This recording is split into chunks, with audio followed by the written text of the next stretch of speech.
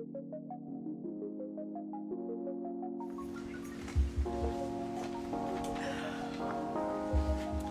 this is going to be a little hard, but bear with me.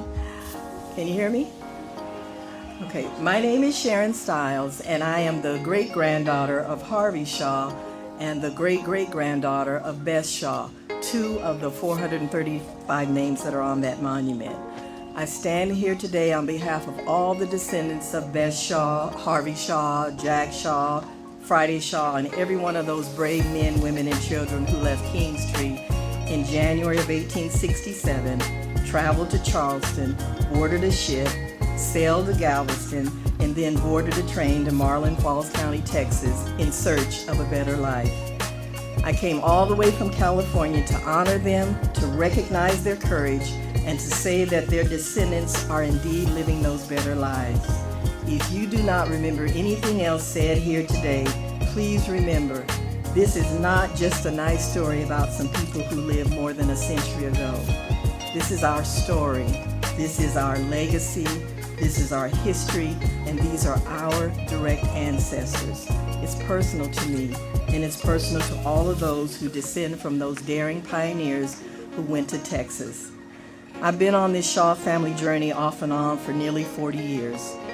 In 1987, my niece asked me to collect family history for a school project, and years later, while in college, she asked for that same information again. So fast forward to 2007 when I pulled out that original handwritten information and started researching our family tree. I quickly hit the wall on Harvey Shaw from South Carolina because I didn't know where he was from. So I switched to my dad's ancestors, who were brought from Alabama to Marlin, Texas around 1850 by James Sanford Jones, son of Churchill Jones. Remember those names, James Sanford Jones and Churchill Jones. Eventually, I came back to my mother's Shaw ancestors around 2014 when the Shaw family in Marlin started having their family reunions, which is when I met my cousin Angela Shaw Ross, and I'm very grateful for our collaboration. DNA testing helped us make the connection to Kingstree, so our first trip to Kingstree was in 2017. At that time, we met our new best friend, Wendell Boissel, who has been a great help to us over the years. And also on that first trip, Ernest Shaw gave us a tour of Kingstree and shared his knowledge with us. He's the leading Shaw researcher in this area. I also met Geneva Shaw Burgess, and Miss Geneva took a DNA test which matched us in Marlin and helped to seal the Shaw connection from Kingstree to Marlin. Although Miss Geneva has passed away, her DNA is still helping us make connections.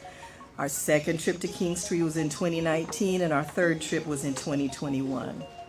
My fourth trip to Kingstree was in September in 2023 with the Williamsburg County African American Genealogy Group, and I'm proud to be a co-founder of that group along with Michael Williams and Vicki McGill.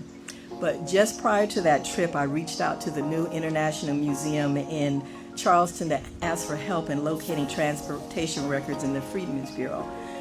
I had previously found information on my ancestors in Marlin, but I never found the document that told me when and how they got to Marlin. So Dr. Shelley Murphy from the museum shared my request with her Freedmen's Friday group, and a woman named Karen Taylor found the document we celebrate here today. This document had confirmed years of research I had already done, and it opened our eyes to the full number of people who were part of this migration. It was a breakthrough moment in my research. One of the first things I noticed on the transportation document were the names C.M. Jones and J.S. Summers. These men traveled from Marlin throughout the southern states looking for a large number of freedmen who would go to Texas. So on June 19, 1865, which we now know as Juneteenth, is when the word reached Texas that slavery had ended. Some of the formerly enslaved stayed on the same plantations and worked for pay, but not all of them stayed. So that's the reason Summers and Jones were looking for freedmen. They still had the land, but they needed people to work it. So that's what they did. They found freedmen. Keep in mind, Galveston is an island. It is not the destination point for this group. Galveston was just a port large enough for a ship that size to dock and unload hundreds of people along with crew and cargo. They were just passing through Galveston on their way to Marlin Falls County, Texas. C.M. Summers was named Cornelius N. Summers. He was actually born in Iredell County, North Carolina, and he died in Marlin, Texas. He had a common law marriage with an African-American woman named Augusta, who gave birth to at least 10 of his children. And when he died, he left his house and provided for those children. The other man, J.S. Jones, I recognized immediately. He was James Sanford Jones, son of Churchill Jones. And if you recall, I asked you to remember those names, James Sanford Jones and Churchill Jones. James Sanford Jones was the man who brought my father's ancestors from Conecuh County, Alabama to Marlin, Texas around 1850. So what that meant is one man, one family was responsible for my father's ancestors and my mother's ancestors ending up in Marlin, Texas. One man, one family was the sole cause of my parents being born in Marlin, Texas. One man, one family changed the trajectory of my entire life. I have to tell you, that realization kind of took my breath away. I had to sit with that for a while just to really think about it.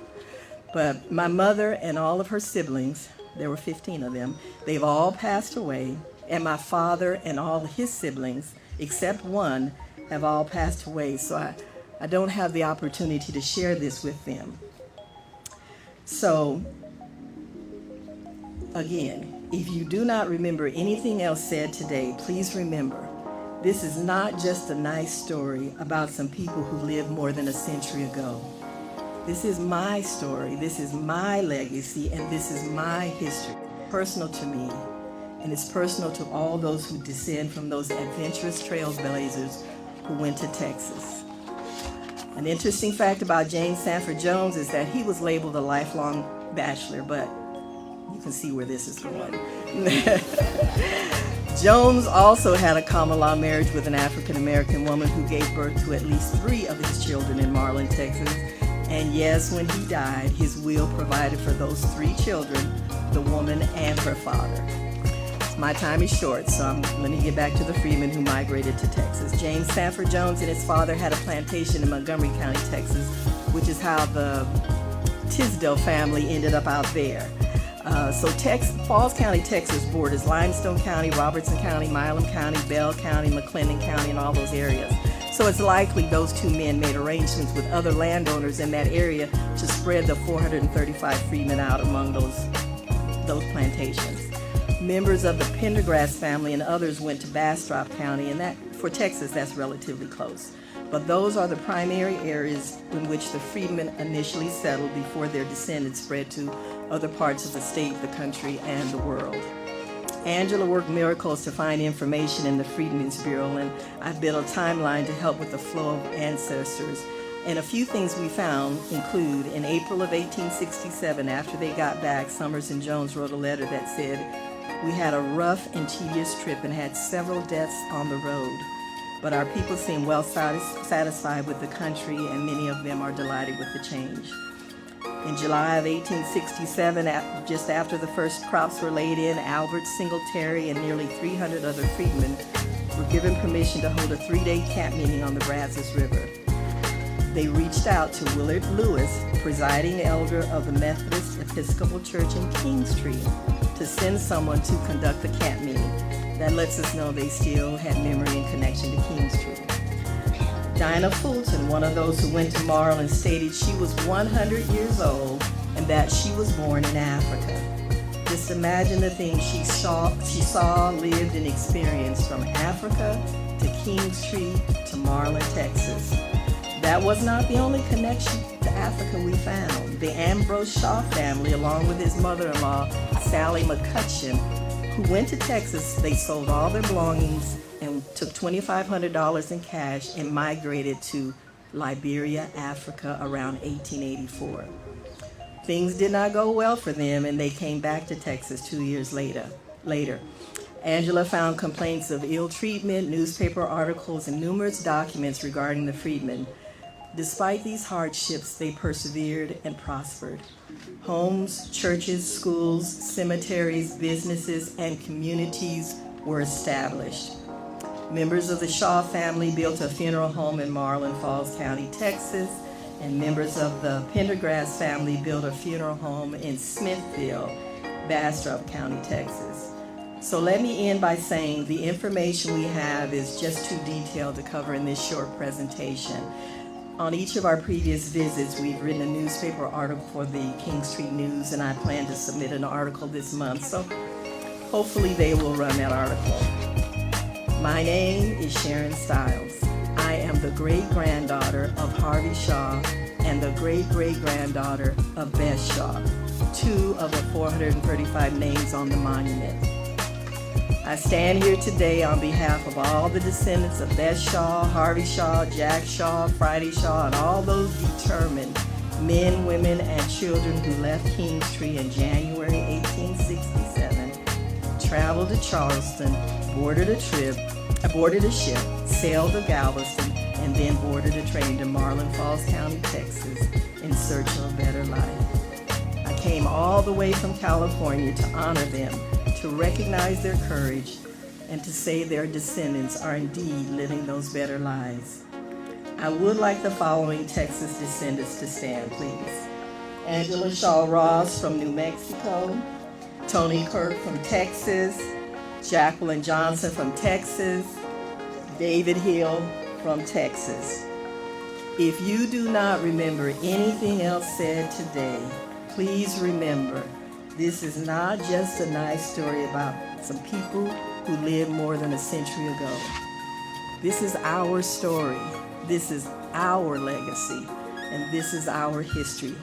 These are our direct ancestors. We traveled here at great expense and sacrifice because it's personal to us and it's personal to all those who descend from those bold ancestors who left everything they ever knew to travel to a strange land called Texas in search of their God-given rights to life, liberty, and the pursuit of happiness. Most of all, we thank them for having the courage to try. This is our story, and this is our song. You cannot tell this story unless you sing our song. Thank you.